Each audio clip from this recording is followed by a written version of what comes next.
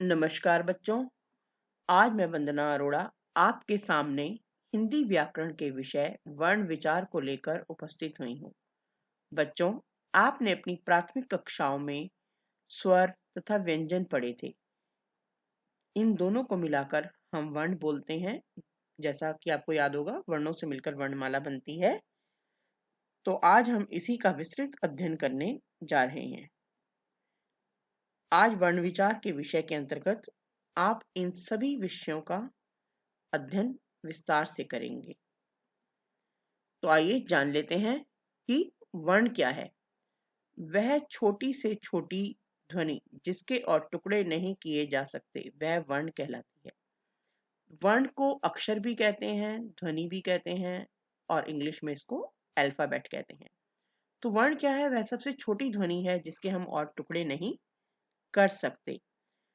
वर्णमाला, जिस प्रकार बच्चों फूलों एक एक फूल को मिलाकर हम एक माला बनाते हैं, उसी प्रकार वर्णमाला क्या है, आइए जानते हैं। वर्णमाला का शाब्दिक अर्थ है वर्ण प्लस माला, अर्थात वर्णों का क्रमबद्ध समूह वर्णमाला कहलाता है।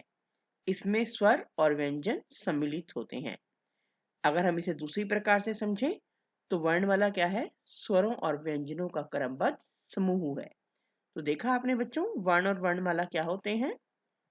आइए जानते हैं वर्णों के भेद के बारे में। वर्णों के दो भेद होते हैं, स्वर और व्यंजन। इन्हीं दोनों को मिलाकर तो वर्णमाला बनती है। तो आइए जानते हैं स्वरों के बारे में।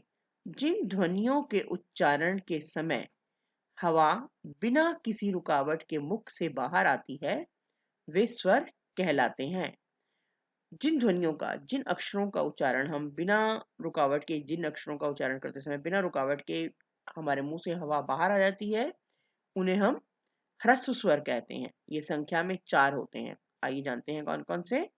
छोटा अ, छोटी ई, छोटा ऊ तथा री ऋषि। दीर्घ स्वर, जिन स्वरों के उच्चारण में ह्रस्व स्वरों से दोगुना समय लगता है, उन्हें दीर्घ स्वर कहते हैं। ये संख्या में 7 होते हैं। बड़ा आ, बड़ी ई, बड़ा ऊ, ए ओ औ। ठीक है। आइए अब जानते हैं पलुत स्वर के बारे में। पलुत स्वर क्या है? जिन स्वरों के उच्चारण में ह्रस्व स्वरों से 3 गुना समय लगता है, उन्हें पलुत स्वर कहते हैं। जैसे ओम, इसको बोलने में समय ह्रस्व स्वरों से तिगुना लग रहा है। तो स्वरों के 3 भेद आपने पढ़े, ह्रस्व स्वर, दीर्घ स्वर और पलुत स्वर। आइए जान लेते हैं स्वरों की मात्राओं के बारे में। आप जब छोटे थे तब आपने 12 खड़ी सीखी थी और हर वर्ण की, हर स्वर की मात्रा भी सीखी थी। अ अ की कोई मात्रा नहीं होती, परंतु जब यह व्यंजन के साथ प्रयोग होता है तब यह इस रूप में लिखा जाता है। यहाँ पे क के नीचे हलंत है, इसका अर्थ है कि क आधा अक्षर है। हर व्यंजन के अंदर स्वर मिला होता है और जब व्यंजनों के साथ स्वर आते हैं तो वह मात्रा के रूप में आते हैं। तो यहाँ पे यह क आधा है, क में अ मिला क्योंकि अ की कोई मात्रा नहीं होती, तो यहाँ पे यह क पूरा माना जाएगा। इससे शब्द बनाए गए हैं कमल और कर। आ की मात्रा चिन्ह यह है। क, फिर दोबारा मैं दोहराना चाहूंगी, क आधा है और आ इसकी मात्रा है। जब ये अपने मूल रूप में आया क प्लस आ, तो यह जब मात्रा के रूप में व्यंजन के साथ आएगा तो इस प्रकार का आएगा। यहाँ यह अपने मूल रूप में है, तो शब्द बना काला कपड़ा। इसी प्रकार ई, इसकी मात्रा यह है क प्लस ई की किताब। बड़ी ई की मात्रा चिन्ह यह है। इस आधे अक्षर क के साथ जब बड़ी ई मिली तो की बन गई और कील, कीट। उ, क प्लस उ कु, कुदाल। बड़ा उ, क प्लस बड़ा उ कु, कूप और कूल। री ऋषि, क और री, ये री की मात्रा है। कृष्ण और कृपा। ए की मात्रा चिन्ह यह है क प्लस ए के, केला, केशव। ए, कै, ये ए की मात्रा है। कै प्लस ए कै बन जाता है, इसको हम कै उच्चारण करते हैं, कैलाश। ओ, ये ओ की मात्रा चिन्ह है क प्लस ओ को, कोयल। औ, यह औ का मात्रा चिन्ह है। क प्लस औ, कौ, कौवा। आगे जान लेते हैं और भी इनके बारे में। अनुस्वार क्या होते हैं, अनुनासिक क्या होते हैं, अयोगवाह क्या होते हैं। तो बच्चों, जिन स्वरों के उच्चारण में हवा केवल नासिका से निकलती है, नासिका मतलब नाक से, जिन वर्णों को बोलते समय हमारे नाक से हवा निकलती है, उन्हें हम अनुस्वार कहते हैं। इनका प्रयोग वर्णों के ऊपर बिंदु की तरह होता है, जैसे अंक, गंगा, लंगूर आदि।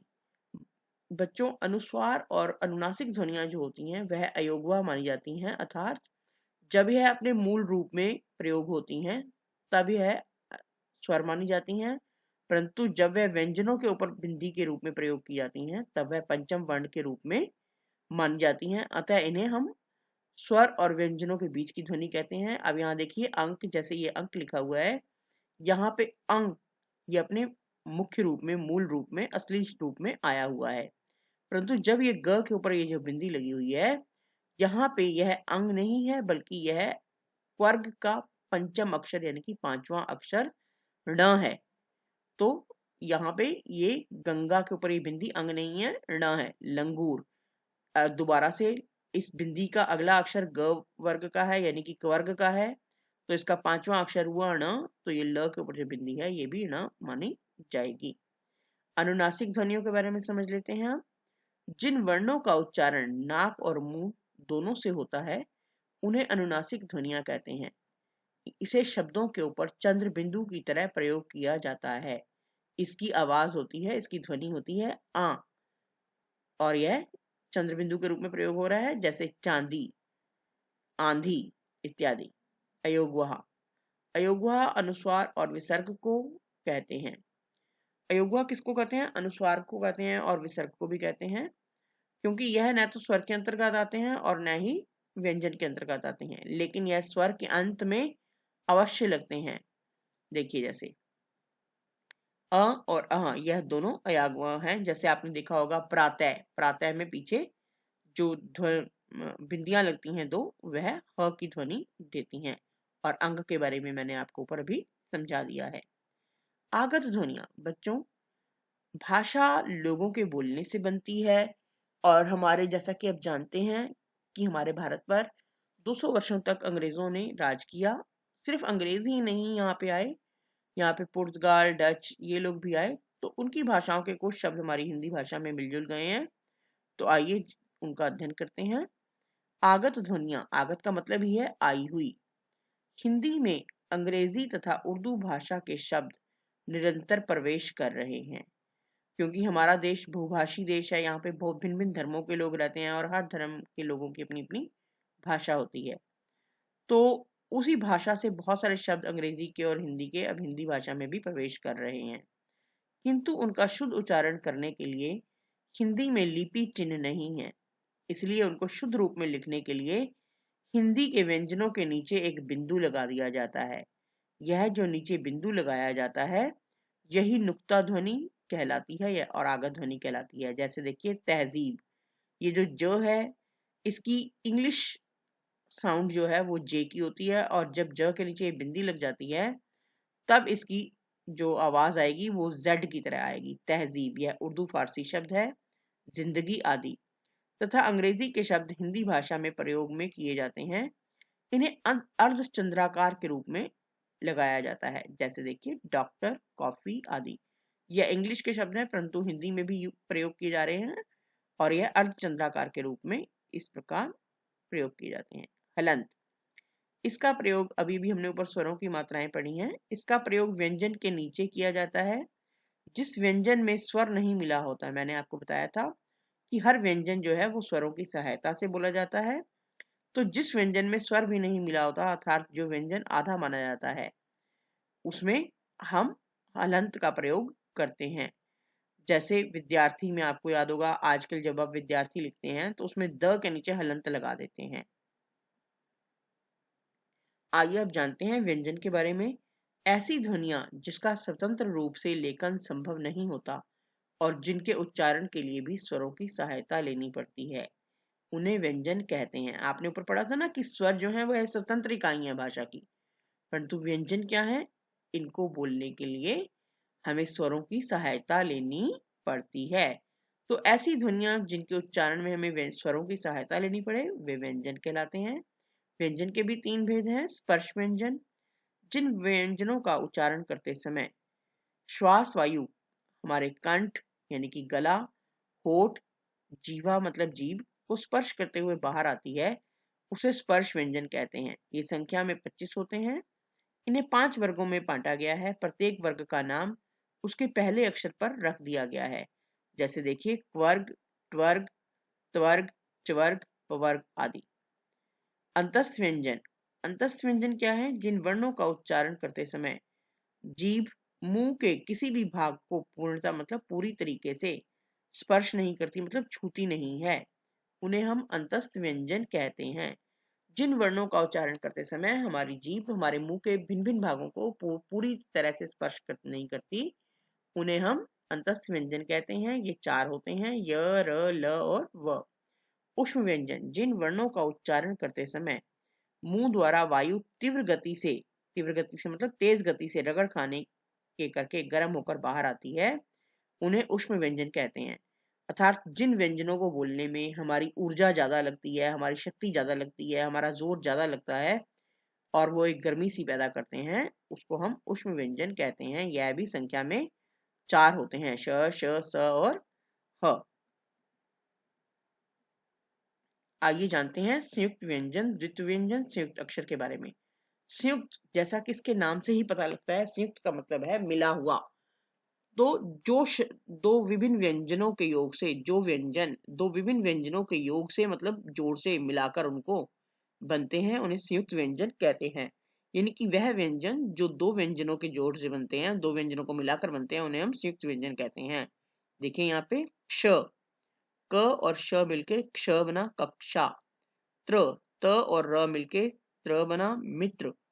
ज, ज और य मिलके ज बना यज्ञ। और एक होता है श, श्र, श और र मिलके श्र बनता है। तो इस प्रकार आपने देखा कि यह संयुक्त व्यंजन है। संयुक्त व्यंजन 4 होते हैं। द्वित्व व्यंजन, एक ही व्यंजन का 2 बार मिलना द्वित्व व्यंजन कहलाता है। द्वित्व मतलब 2 बार। जब एक ही व्यंजन एक से ज्यादा बार आए उसको हम द्वित्व व्यंजन कहते हैं, पर उसकी शर्त ये होती है कि वह दोनों व्यंजन एक ही साथ आते हैं। पहला वाला व्यंजन आधा होता है और दूसरा पूरा। जैसे देखिए गन्ना, गन्ना शब्द के अंदर आपने एक न आधा है और दूसरा वाला न पूरा है। बच्चा, इसमें पहला अक्षर आधा है च और उसके बाद दोबारा च आया जो कि पूरा था। इसकी यही शर्त होती है कि पहला व्यंजन आधा होता है और उसके बाद वही व्यंजन आता है जो कि पूरा होता है। संयुक्त अक्षर, संयुक्त अक्षर क्या होते हैं? जब एक स्वर रहित व्यंजन, स्वर रहित मतलब बिना स्वर के, जिस व्यंजन में स्वर नहीं मिला होता, का विभिन्न स्वर सहित व्यंजनों से मेल होता है तो उसे संयुक्त अक्षर कहते हैं। जैसे दिव्य है, इसमें व आधा है और यह पूरा है, परंतु इसके अंदर कोई शर्त नहीं है कि इसका अक्षर दोबारा वही वाला आएगा। यहाँ पे ये व और से ये य जो है उससे भिन्न वर्ण है और यह पूरा है। ज्योति इत्यादि। व्यंजनों का वर्गीकरण, उच्चारण की दृष्टि से व्यंजनों को 2 भागों में बांटा गया है। पहला है उच्चारण के स्थान के आधार पर, यानी कि जिस आधार पर हम बोलते हैं, और अगला है प्रयत्न के आधार पर। तो वर्णों का उच्चारण स्थान कौन कौन सा है वर्णों का, यह पूरा चित्र बना हुआ है, इसे आप ध्यान से देखिए। नासिका से आप क्या बोलते हैं? अंग।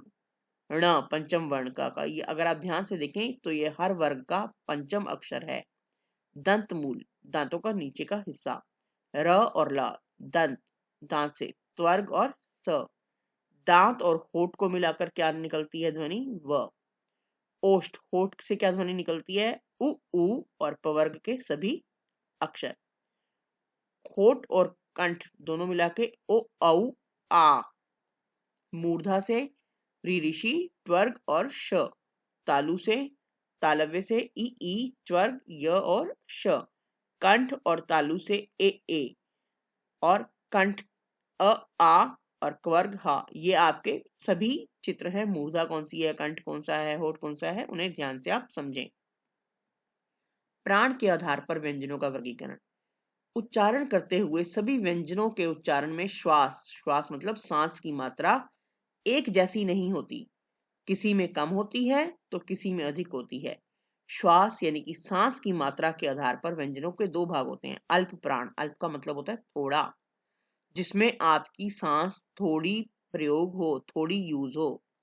जिन ध्वनियों का उच्चारण में वायु की मात्रा यानी कि श्वास वायु सांस की मात्रा का कम प्रयोग होता है वह अल्प प्राण व्यंजन कहलाते हैं। प्रत्येक वर्ग का पहला, तीसरा और पांचवा व्यंजन अल्प प्राण व्यंजन है। इसे आप एक फॉर्मूले 135 के द्वारा भी याद कर सकते हैं। क पहला अक्षर, ग तीसरा और न पांचवा, तो इसका फॉर्मूला बना लीजिए 135। महाप्राण व्यंजन, महा का मतलब होता है महा, ज्यादा, महान, जिसमें जिन व्यंजनों को बोलने में आपकी प्राणवायु का अधिक मात्रा में प्रयोग होता है उन्हें महाप्राण व्यंजन कहते हैं, यानी कि जिनको बोलने में जोर लगता है। अब यहाँ पे आपने 135 पढ़े थे तो 2 और 4 रह गए। हर वर्ग का दूसरा और चौथा व्यंजन महाप्राण व्यंजन होते हैं।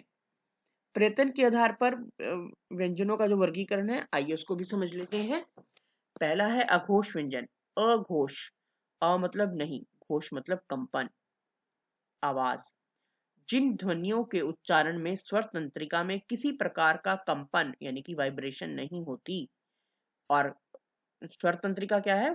आपके गले में जो वोकल कॉर्ड है उसको हम स्वर तंत्रिका कहते हैं। तो जिन ध्वनियों के उच्चारण में स्वर तंत्रिका में किसी प्रकार की भी कंपन नहीं होती उन्हें अघोष वर्ण कहते हैं। इसमें प्रत्येक वर्ग का पहला और दूसरा, फॉर्मूला नंबर 12 के द्वारा आप इसको याद कर सकते हैं। आते हैं सघोष व्यंजन। जिन व्यंजनों के उच्चारण में स्वर तंत्रिका में कंपन यानी कि वोकल कॉर्ड में कंपन होती है उसे हम सघोष व्यंजन कहते हैं। प्रत्येक वर्ग का तीसरा, चौथा और पांचवा व्यंजन इसमें शामिल किया जाता है। वर्ण विच्छेद और वर्तनी। वर्ण विच्छेद क्या होता है? शब्द जो है हमारा एक वर्णों से मिलकर बनता है। जैसे कम, यहाँ पे कमला दिखाया गया है। तो जब हम एक शब्द के सभी वर्णों को अलग अलग कर देते हैं तो उसे हम वर्ण विच्छेद कहते हैं। पर आप एक बात याद रखना, वर्ण विच्छेद करते समय आप व्यंजनों के अंदर छुपी हुई मात्रा का भी वर्णन करेंगे, उसके बारे में भी बताएंगे। जैसे यहाँ ये अक्षर दिया है कमला, क। अब क के अंदर कौन सा स्वर छुपा हुआ है वो भी आपने बताना है। क में अ छुपा हुआ है, कमला। क प्लस अ, क बना, पूरा क बना। यहाँ पे क आधा था, क प्लस अ मिलकर पूरा क बना। म प्लस अ, क्योंकि म के साथ कोई मात्रा नहीं है इसलिए म के साथ हमने आ लगाया, अ की कोई मात्रा नहीं होती। यहाँ पे ल के साथ आ की मात्रा लगी हुई है तो ल प्लस आ, तो क म ला। वर्ण विच्छेद करते समय एक बात याद रखेंगे आप कि आप बिल्कुल वर्तनी का अनुसरण करेंगे। अब बात करते हैं वर्तनी की। वर्तनी का शाब्दिक अर्थ है पीछे चलना। पीछे चलना यानी कि अनुकरण करना। अगर आपको मान लीजिए कोई चीज नहीं आ रही है तो आप जिसका अनुकरण कर रहे हैं, जिस इंसान को चीज आती है उसका अगर आप अनुकरण करते हुए काम करेंगे तो आप वह काम ठीक ठीक प्रकार से कर सकेंगे। हिंदी एक वैज्ञानिक भाषा है। इसका लेखन ध्वनियों के अनुरूप किया जाता है, अर्थात ध्वनियों के अनुसार आए लिपि चिन्हों को वर्तनी कहते हैं। ठीक है, तो आइए आज अब जानते हैं इसमें र के विभिन्न रूपों के बारे में। र एक ऐसा व्यंजन वर्ण है कि हिंदी भाषा में र का प्रयोग विभिन्न रूपों में होता है। ये एक ऐसा व्यंजन है जिसका प्रयोग भिन्न भिन्न रूपों में होता है। कहीं र का प्रयोग र स्वर के साथ होता है और कहीं बिना स्वर के। तो आइए देखते हैं र के विभिन्न रूप। अब यहाँ र में अ की मात्रा लगी हुई है, अ की कोई मात्रा नहीं होती इसलिए र, रा, री, री, रू। यहाँ पे रा के साथ छोटे ओ की मात्रा लगी हुई है, रू बड़े ओ की मात्रा, रे, रे, रो, रौ। अब यहाँ पे देखिए र जमा उ, यहाँ पे छोटा उ, रू। यहाँ र का साथ छोटी मात्रा उ की मात्रा का प्रयोग किया गया है। इससे बने हुए शब्द हैं रुद्र, रुचि, रुपए, रुमाल आदि। र जमा बड़ा उ, यहाँ पे र, ये देखिए यहाँ पे इसमें त की तरह आता है और यहाँ पे जी गोल हो जाता है, रू। यहाँ र के साथ बड़ी उ की मात्रा लगी हुई है। इनसे बने हुए शब्द हैं रूप, रूठना, अमरूद, डमरू, रूखा आदि। तो देखा आपने र कितने अलग अलग रूपों में प्रयोग किया गया है। यह फिर से वही चित्र है आपकी आसानी के लिए कि आप इनको किस प्रकार से बोलेंगे। आप इसको बहुत अच्छे से याद करें। यहाँ पे स्पष्ट रूप में तालिका में इसलिए दिया गया है ताकि आपको याद करने में कहीं भी कोई परेशानी ना हो। रेफ के नियम, आप जानते हैं रेफ के नियम के बारे में। र के रूप, जब स्वर रहित र के बाद स्वर सहित व्यंजन हो तो र उस व्यंजन के ऊपर रेफ के रूप में आता है। इसको हम परिभाषा को समझते हैं। यह कह रहे हैं जब किसी व्यंजन से पहले, यह व्यंजन वह है इससे पहले जब ये र आए और इसमें स्वर ना मिला हो, यानी कि ये र आधा हो, तो ये क्या करता है, इस वाले व्यंजन के ऊपर चढ़ जाता है। मान लीजिए किसी के पैर में कोई चोट लगी है तो वह सहारा लेकर चलेगा। अब ये र आधा है, इसके पैर में चोट लगी हुई है, तो यह क्या कर लेगा, व के ऊपर चढ़ जाएगा। तो ये व के ऊपर चढ़ गया और उसने इसका सहारा ले लिया। अब जैसे ये शब्द दिया हुआ है पर्व, इसमें पहले प बोलेगा, फिर र बोलेगा और फिर व बोलेगा, पर्व। इसके अंदर जब आप वर्ण विच्छेद करेंगे तो आप याद रखेंगे प प्लस अ प्लस र को आधा ही दिखाएंगे हलंत लगा के, प्लस व प्लस अ, पर्व, गर्व। र प्लस क, फिर से आधा है तो ये ऊपर चढ़ गया, तर्क। र प्लस म, ये फिर से म के ऊपर चढ़ गया, कर्म और धर्म। आगे देखिए, अब अगला है स्वर सहित र का संयोग। जब हमारे स्वर सहित, यानी कि र जिसमें स्वर मिला हुआ हो उसका जो मेल है, जब उससे पहले आए किसी स्वर सहित व्यंजन से होता है तो र पैर में आता है, पदेन के रूप में आता है। देखिए, अब अगर हम ये कह रहे हैं कि अगर ये ग, ये जो है वो स्वर रहित है, यानी कि आधा है मान के चलिए, और यहाँ पे र जो है ये पूरा है, तो यह क्या करेगा, ग के पैर में चला जाएगा, यानी कि ग को सहारा देगा। पहले इसको चोट लगी हुई थी, ये दूसरे अक्षर के ऊपर चढ़ गया। यहाँ पे ये पूरा है और ये आधा है, तो यह सहायक बन के इसको सहायता दे रहा है और इसके पैर में लग गया ग्र, ग्रह, ग्रह, ग्राम, ग्रह। ग के बाद र बोलेगा और जैसे ग्रह और ग्राम ये पूरा माना जाएगा। प प्रेम, प आधा है और र पूरा है, तो ये प के पैर में जाके लग गया, प को सहायता देने के लिए, प्रेम, प्रकाश। आइए जानते हैं जो बिना पाई वाले अक्षर होते हैं या छोटी पाई वाले, आधी पाई वाले अक्षर होते हैं, उनके साथ यह किस रूप में प्रयोग होता है। वो कौन से अक्षर हैं, ट, ठ, ड, ढ। तो इसमें यह पदेन के रूप में इस प्रकार से आता है। यहाँ पे देखिए, यहाँ पे ट आधा है, र पूरा है, तो यह फिर उसको सहारा देने के लिए इसमें उल्टे वी के रूप में आ जाता है, ट्रेन, ट्रक। ड आधा है, र पूरा है, ड के नीचे वी के रूप में आ गया, ड्रामा, ड्रम। र का यह रूप भी पदेन ही कहलाता है। ये देखिए, अभी हमने ऊपर संयुक्त व्यंजन पढ़े थे, त आधा है और र पूरा है, तो यह त्र के रूप में आया उसको सहारा देने के लिए। श और र बन के श्र बनते हैं। तो देखा आपने बच्चों, र कितने चमत्कारिक रूपों में आया है। तो मैं उम्मीद करती हूँ आपने इस पाठ को भली भांति समझ लिया होगा। आप इस वीडियो को पुनः पुनः ध्यान से देखें और इसके आधार पर अपना अध्ययन करें। धन्यवाद।